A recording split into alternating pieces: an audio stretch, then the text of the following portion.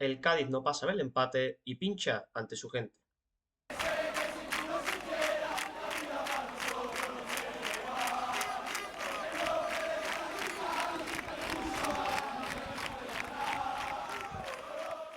Muy buenas a todos, bienvenidos a un nuevo vídeo, bienvenidos al vídeo de crónica del partido que tuvo lugar en el día de ayer entre el Cádiz Club de Fútbol y el Club Deportivo Castellón. Partido sin goles, empate a cero en el nuevo Mirandilla, por tanto ya sabéis que se viene un vídeo bastante cortito de crónica porque poquito vamos a poder comentar, ¿no? Del encuentro, un partido en el que pude estar presente en el estadio. Allí estuve en el nuevo Mirandilla, pero vaya, poca cosa, ¿no? Poca cosa que se puede rescatar, como siempre. Vamos a ir en orden cronológico comentando la poquita cosa que sucedieron. Por ejemplo, el 11 de Gaisca Garitano sí que fue el 11 tipo, fue el 11 esperado, con De la Rosa en banda izquierda, con Ontiveros en media punta, Cris Ramos repetía en la delantera, poca cosa. Un 11 bastante bueno, yo creo. Yo creo que era un 11 que podía haber sido bastante efectivo y desde luego que la primera parte parecía que el Cádiz se iba a llevar el partido, ¿no? Estaba jugando bastante bien, pero tampoco hubo tantas ocasiones como se hubiera previsto, quizás, ante un Castellón que, bueno, solía tener una defensa bastante adelantada, que jugaba con tres centrales, no tanto carrileros, eh, unos carrileros no tan profundos, pero bueno, no dejaba de ser tres centrales con carrileros que ahí, pues de la Rosa y Sobrino por banda derecha e izquierda, podrían haber aprovechado, ¿no? Muchos huecos que dejaban constantemente los laterales del Castellón. Un partido que, bueno, sobre todo destacaba la cantidad de balones en profundidad que trataba de filtrar el Cádiz, ¿no? Tanto Alex Fernández como Javier Ontiveros desde esa media punta buscaban constantemente a Vera Rosa, a Rubén Sobrino a la espalda de la defensa y sobre todo a Cris Ramos, que Cris Ramos ayer, pues bueno, volvió a ser protagonista, pero no para bien, ¿no? En el día de ayer, pues tuvo bastantes ocasiones claras, tuvo un mano a mano que quiso picar con pierna derecha, cuando lo más lógico quizás hubiera sido batir con pierna izquierda al guardameta, luego hubo otra un cabezazo que, bueno, fue el más complicado y acabó siendo la ocasión más clara finalmente para Chris Ramos, que se le marcha afuera, y luego errores de concentración de Chris Ramos que una vez tenía todo para golpear, acababan birlándole la pelota en el último momento por una imprecisión, por una desconcentración tremenda que acababa, bueno, sin tener una oportunidad de gol, ¿no? Era una ocasión clarísima para el Cádiz y luego, pues, hasta en dos ocasiones recuerdo que Chris Ramos estuvo muy lento en la toma de decisiones, no sabía si pasar, si golpear finalmente. Se le vio falta de confianza, quizás a Cris, algo que sorprende después de venir de dos goles en dos jornadas consecutivas. Aunque es cierto que la semana pasada es que pudo haber marcado tres perfectamente frente al Racing.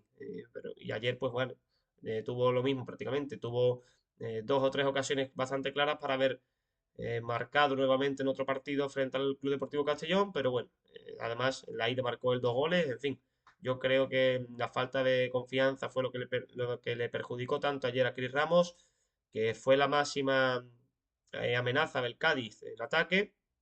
Y aunque también quiero valorar, por supuesto, el partidazo de José Antonio de la Rosa, que me encantó por banda izquierda, de Rubén Sobrino, que también se asoció bastante bien, Javier Ontivero sigue en su línea, y el centro del campo. Principalmente para mí, los mejores del partido fueron Diakité junto a Alex Fernández, un centro del campo que le dio muchísimo al Cádiz. Diakité recuperó todo lo que se puso por delante, Alex Fernández le dio la pausa que necesitaba el Cádiz al juego, y también me encantó, por supuesto, de la Rosa, como decía antes, un partido genial nuevamente del extremo zurdo, que bueno, sigue sumando titularidades, sigue sumando sensaciones buenas y que le puede dar muchísimo al Cádiz y desgraciadamente ha explotado tarde, ¿no? En este equipo, un De la Rosa que parecía que iba a salir incluso en el mercado de invierno ante las pocas posibilidades que tuvo de demostrar su valía en la primera vuelta y que finalmente pues ahora el tiempo le está dando la razón, ¿no? En parte a Paco López por mantenerlo en la plantilla, que es cierto que Paco López tampoco es que le diera muchas oportunidades y ahora pues bueno, a Gaisca Garitano, ¿no? El que le está dando la razón después de poner al jugador onubense en el 11 titular hasta en tres ocasiones consecutivas ya y que está haciendo unas buenas actuaciones, desde luego. No se puede pedir más a un chaval que lo está haciendo bastante bien para el poco ritmo de competición que estaba teniendo después de las pocas oportunidades con las que ha contado. Poco más se puede decir de la primera parte del Cádiz, que concedió poquito, eso es cierto, concedió bastante pocas ocasiones. Boyan Kovacevic y Víctor Chus también estuvieron bastante acertados. Aunque es cierto que en la segunda mitad el Cádiz cedió bastante. El Cádiz en la segunda mitad, pues bueno, sufrió alguna que otra ocasión bastante clara para el Castellón, sobre todo con la entrada de Miguel, un jugador que no había partido de inicio, pero que luego sí que entró a la segunda mitad y que tuvo ocasiones bastante claras en sus botas y en su cabeza, porque tuvo un par de remates bastante claros que se marcharon fuera por muy poquito. Es cierto que David Gil no tuvo ninguna parada en el partido de ayer, que yo recuerde, pero sí que hubieron varios disparos que se marcharon por poquito rozando la portería, ¿no? Del guardameta del Cádiz, sobre todo, como digo, en las botas de Miguel. Y luego un remate clarísimo, picado, creo que es también de Miguel, un remate franco perfectamente para rematar a gol, ya prácticamente era un gol cantado y el remate le sale picado al jugador del Castellón que se marcha por encima de la portería después de ese bote. Un remate que, bueno, dejó bastante que desear para los intereses del Castellón, que ya se veían prácticamente con un gol bajo sus brazos, ¿no? Después de esa gran incorporación, creo que fue de Bertrud por banda izquierda, que sacó un centro